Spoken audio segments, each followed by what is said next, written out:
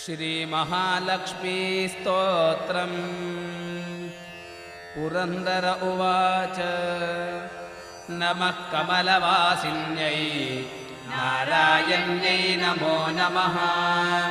कृष्णप्रियायै सततं महालक्ष्मी नमो नमः। पद्मपत्रेक्षणायै च पद्मास्यायै नमो नमः। पद्मासनायै पद्मिन्यै वैष्णव्यै च नमो नमः। सर्वसम्पत्स्वरूपिण्यै सर्वाराध्यै नमो नमः। हरिभक्तिप्रदात्र्यै च हर्षधात्र्यै नमो नमः।